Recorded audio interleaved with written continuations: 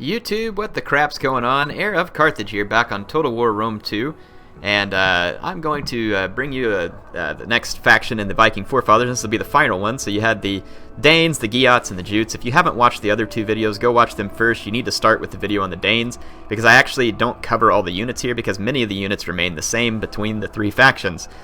So no need me talking through the same units multiple times. So start off with the Danes video, and then watch the other two. In this case, there is, again, very little difference between the Jutes and the Jutes and the Danes. The biggest change, and it is actually a pretty handy change, is they have these Huscarl units. And these guys are pretty sweet. Massive melee attack, massive damage with good armor piercing, very huge charge bonus. So these guys are going to be fantastic shock infantry. They're going to be very poor against missiles, though, and cavalry charges, so you're going to have to be very careful with them. Obviously, you're going to want to protect them with spears or pikes or skirmishers or cav or something. You're going to have to protect them. But anyway, that's the only difference between the Danes and the Jutes. Between the Jutes and the Jutes, they had the thrall spears as the extra units, which I would way rather have the Huscarls than the thrall spears. But hey, the thrall spears gives you something else. So not much difference between these factions. If you're looking for three completely absolutely unique factions, they're not. They are three factions, though, that you can play. It gives you different campaign starting positions. They each have interesting campaign challenges. So personally, I think that these factions are going to play out a lot better in campaign. And in multiplayer, it'll just give you something extra to choose from. If you don't have these factions, I don't see yourself being at a huge disadvantage in multiplayer, per se. These factions, I mean, obviously they can hold their own in the right scenario, but I don't see them as being like super power factions. Again, though, hard to say because the game is on day one, and we'll see what develops as far as meta play and builds. I do have a replay for you where I've used the Jutes in battle, and here they are. So let's jump into that, and it seems like every battle I've ended up on recently has been in the swamp, and I'm going to be playing against Assassinids, which, to be honest, was a bit of a frightening perspective for me. So my army, though, I've done my best to build what I think is going to be a good counter to the Assassinids.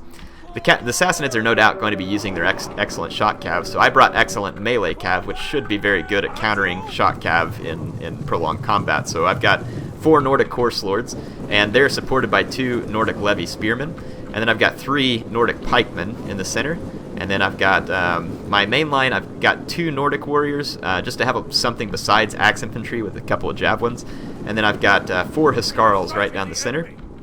Back here I've got a Herdmen, which is also a unit I think that's unique to the... I can't remember if these guys are unique to the Jutes or not, but they're nothing special, really just a sword unit with decent health. So yeah, that's pretty much my army. And then I've got my 3 Nordic Hurlers up front, which these guys are just here because they're cheap and they can absorb a little enemy fire to try and save my Huscarls. My opponent has 3 Royal Persian Archers. These guys have some serious firepower, and if he wants to use them well, he can target my Huscarls or my Pikes, both of which would drop quickly to the fire of his Royal Persian Archers. He's got a line of Sogdian Warriors, which these guys are decent in melee combat and not a bad choice, but they are pretty inflexible in the sense that their armor is not real great. And they don't have particularly good damage on their attack. So Sogdian Warriors, decent charge and everything, but the Sassanids really lack super good melee infantry. Their strength is in their cav and their skirmishers, and they do have plenty of that. But I think intelligently, my opponent has 3 elite Dalamite infantry in the back. These guys are much hardier, much sturdier infantry units. Anyway, you're going to see that his Persian warriors going to open up on my Nordic Hurlers, and they will kill my guys, but this isn't a very cost-effective engagement for his Persians. But the Persians have a lot of ammo, a whole lot, way more than my Nordic Hurlers. So as much as I'm happy to sit here and trade some fire because my guys are so cheap and his are so expensive, I'm also happy to use this as an opportunity to push forward while he's firing at my skirmishers rather than my infantry, and so that's exactly what I'm going to do, though my infantry may take a little damage as I run through my own skirmishers.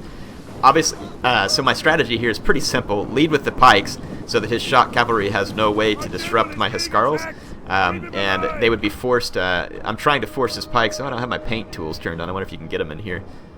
Yeah, I'll have to try that. Anyway, I'll try and get my paint tools on. But anyway, if his cav is forced to come around the flank, I can then engage his shock cav with my Nordic Horse Lords and Spears. So essentially I'm trying to nullify his shock cav, and he does have 3 good Grivpenvar Cataphracts. These guys are not as good as the guy in Aspar, but they're very good. And he's got 2 mounted Persian warriors, which are decent cav by all accounts. So you'll notice that I actually end up, you really don't even want to go head on with pikemen versus infantry. It sometimes can be okay, but it's not a good exchange. So notice here how I chase off his Sogdian warriors with the Huskarl. And I'm actually going to pull back from that again and make sure that my pikes are leading. Here I let a spear unit get engaged, but I'm going to pull the Nordic levy away from these Sogdian warriors and then reinforce with a Nordic warrior. So this will be a good engagement for me.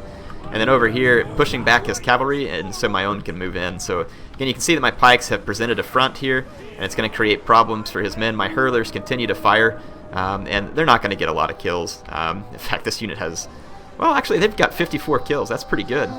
11 there. 16, I mean, not bad considering how cheap they are.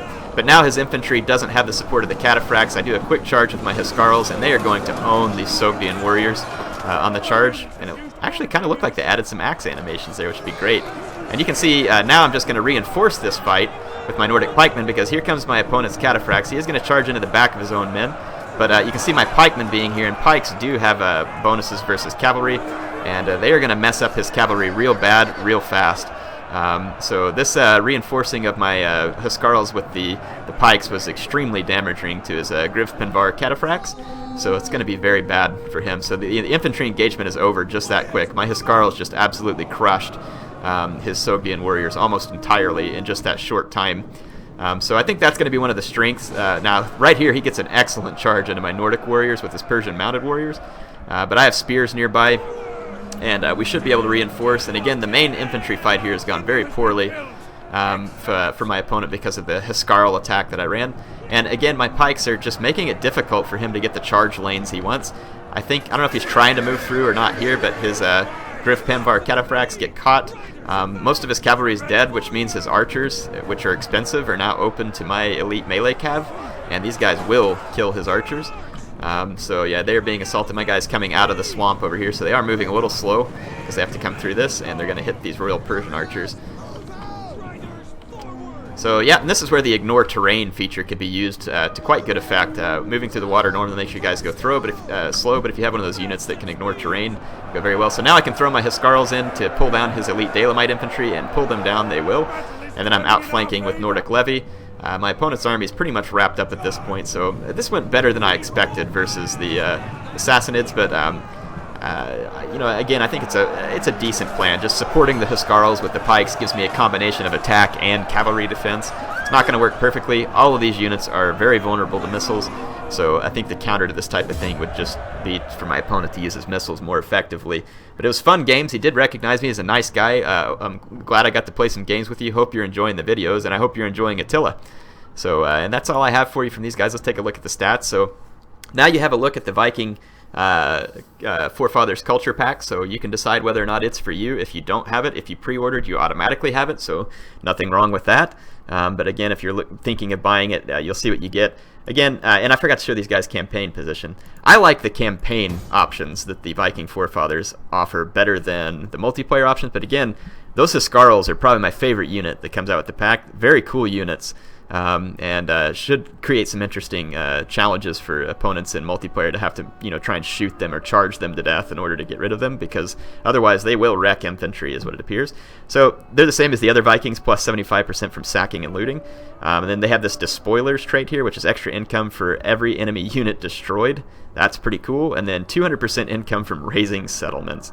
So these guys apparently ready to do some burning along the way. And let's check out their religion. So all Germanic paganism. Okay, so that's how they'll function in there. Anyway, and all of them have a hard, or that one's a normal start position, probably because you have your back to the wall. And then hard and hard for the Jutes and the Danes. So the Geats have the slightly easier starting position according to the game. Anyway, hope you all enjoyed this. HeirofCarthage signing off for now.